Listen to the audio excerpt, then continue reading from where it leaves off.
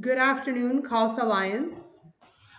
Welcome to our 2020 Virtual Remembrance Day Assembly. Good afternoon, Khalsa Alliance. Welcome to our 2020 Virtual Remembrance Day Assembly. Good afternoon.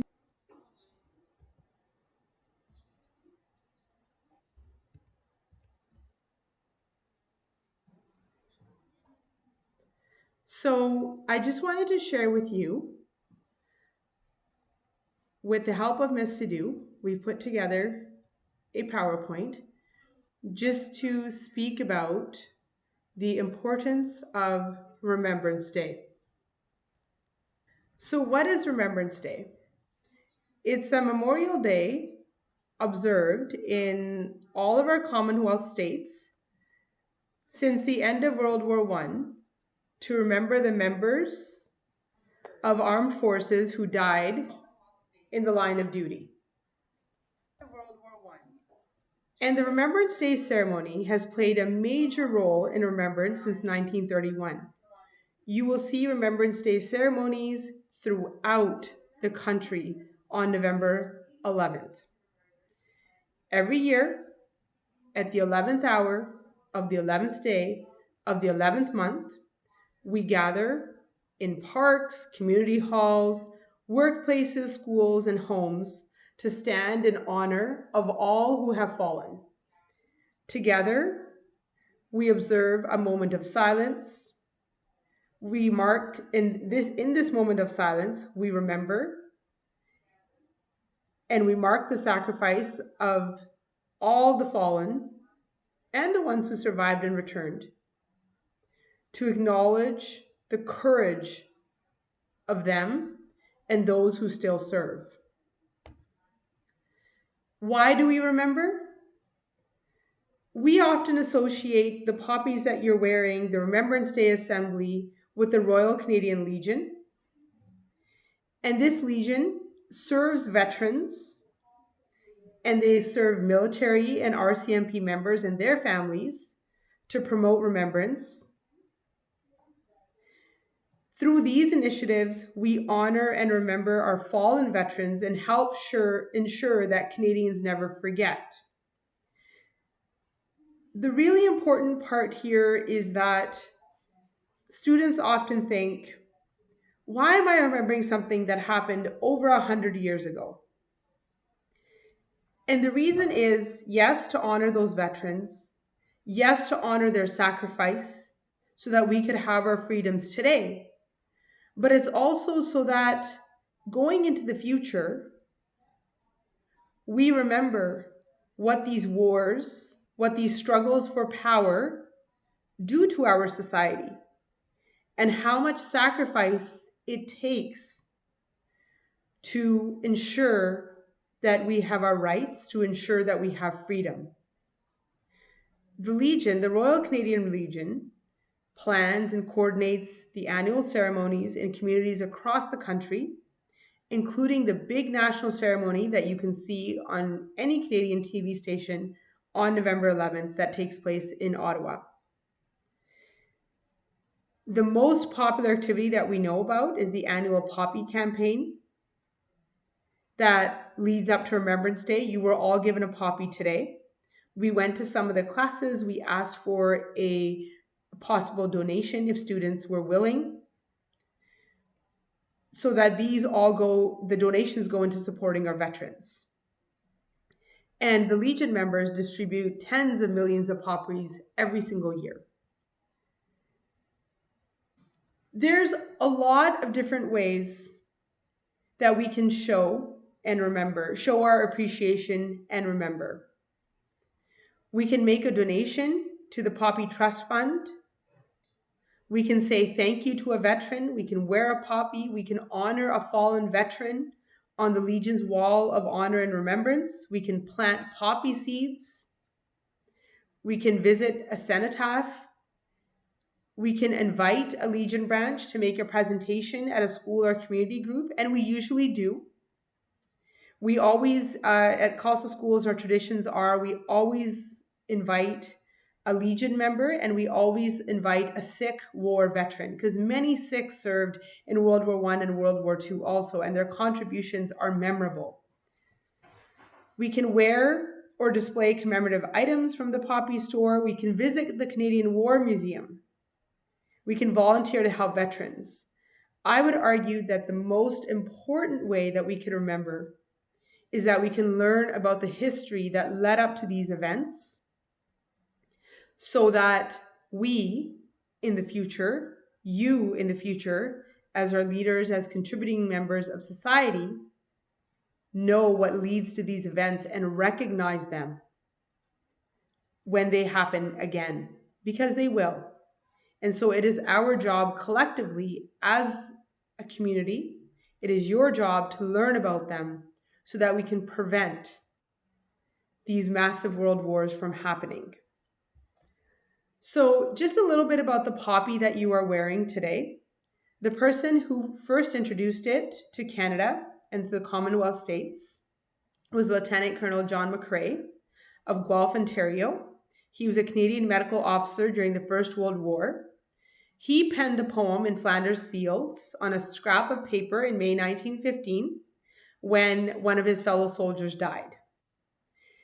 That poem has now become enshrined in the hearts of Canadians, and it is associated with the wearing of the poppy and is read at every Remembrance Day ceremony. His poem was published in the Punch magazine in December of 1915, and the poem later served as inspiration 3 years later for an American teacher who made a pledge to always wear a poppy as a sign of remembrance. Um, and it spread throughout the world. There was a French woman who, during a visit to the United States in 1920, she decided to make and sell poppies to raise money for children in war-torn areas of France. The Great War Veterans Association in Canada officially adopted the poppy as its flower of remembrance on July 5th, 1921. Today, we wear it each year during the remembrance period to honor Canada's fallen and the fallen around the world. The Legion also encourages the wearing of a poppy for the funeral of a veteran and for any commemorative event honoring fallen veterans. It's not appropriate to wear a poppy during other times to commemorate fallen veterans. And also, it's an individual choice if you would like to wear one or not. Just ensure if you're wearing it respectfully and that it's worn appropriately. So we thank the millions of Canadians who wear the poppy each November and the memories, because it brings about the memories of those who fell in the battle, and it keeps and how they remain strong. We talked a little bit about this when to wear it, but it's worn during the remembrance period, which is recognized from the last Friday in October until November 11th. So you're not to wear it after November 11th. We talked about wearing it in the funerals and how it is an individual choice to do so. So now what we're going to do is I'm going to turn it over to two of our grade 11 students, Harlaj Kaur and Harleen Kaur, and they're going to read poems to you. They're going to read poems to you, so I ask that you listen and please remember while they're reading.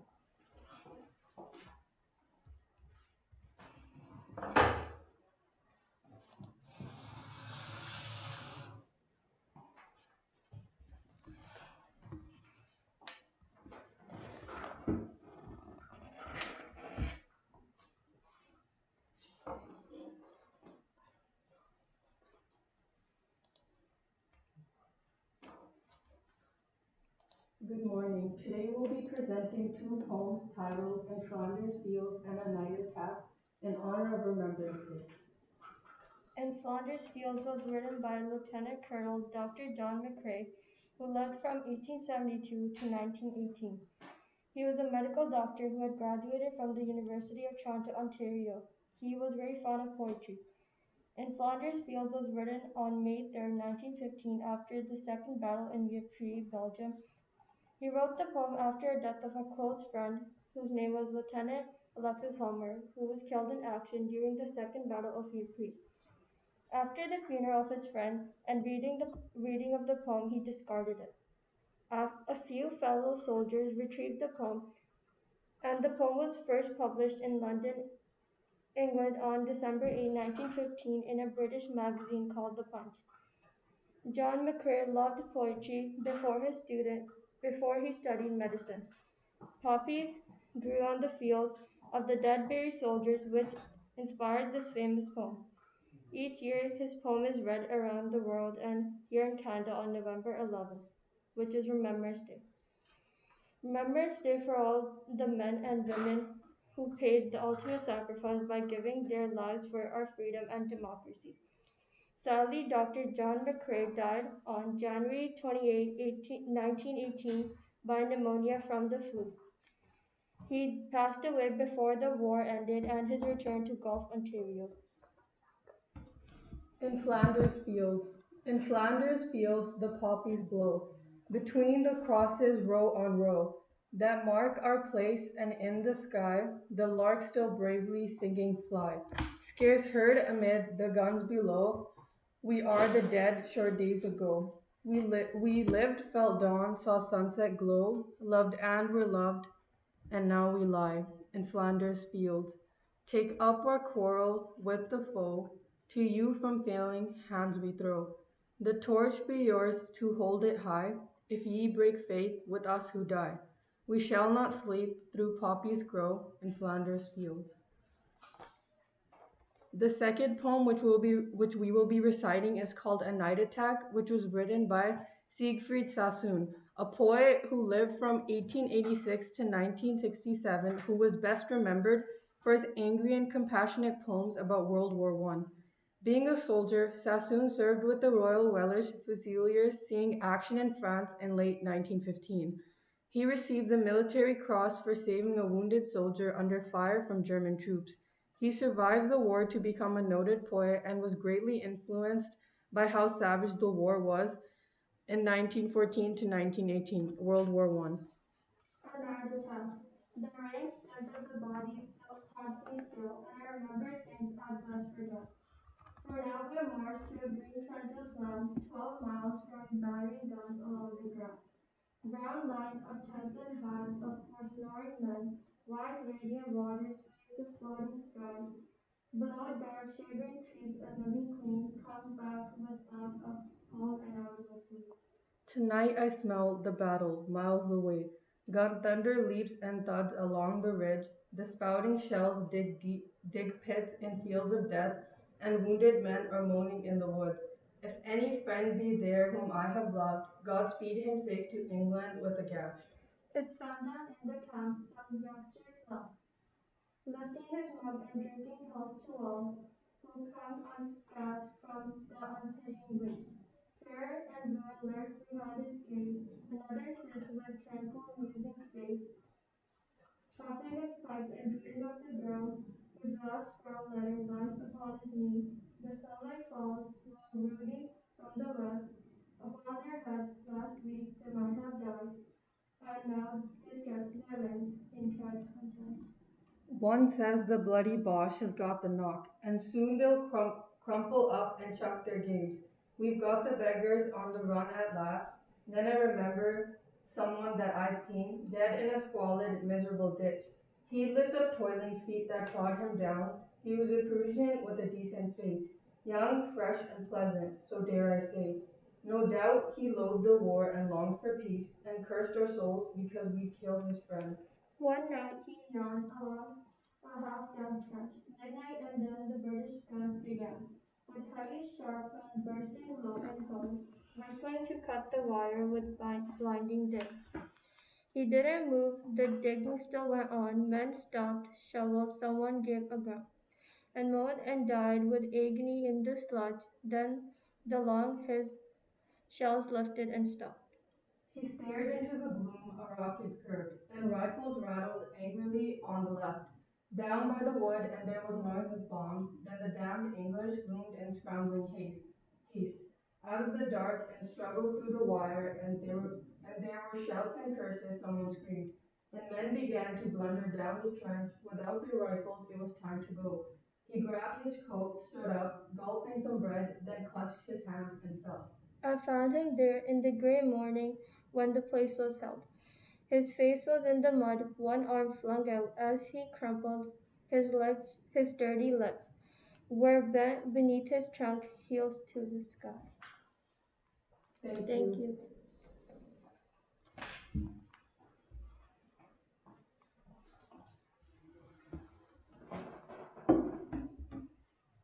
Please listen to the last post.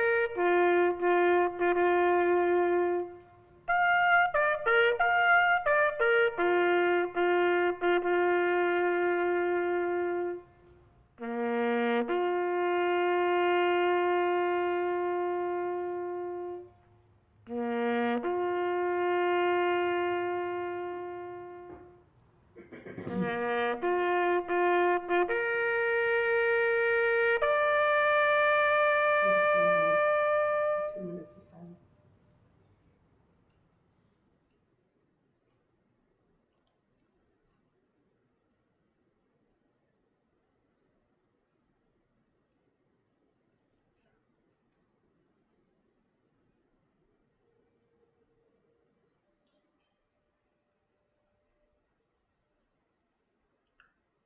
Okay, students and teachers, can we please observe 2 moments of silence for those who have fallen and given everything for our freedoms?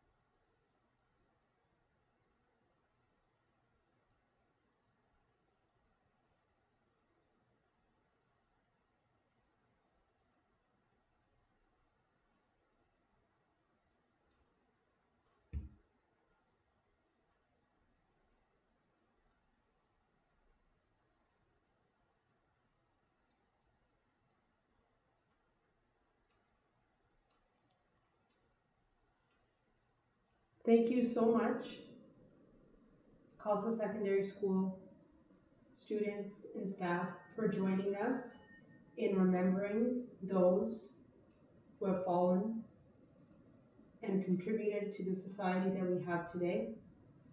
I ask that each and every one of you take a moment with your families to remember tomorrow, to remember the contributions of all veterans, to learn about the contributions of all veterans, especially Sikh veterans who fought in the two world wars and bravely fought and were recognized for their bravery and for their courage and for their sacrifice.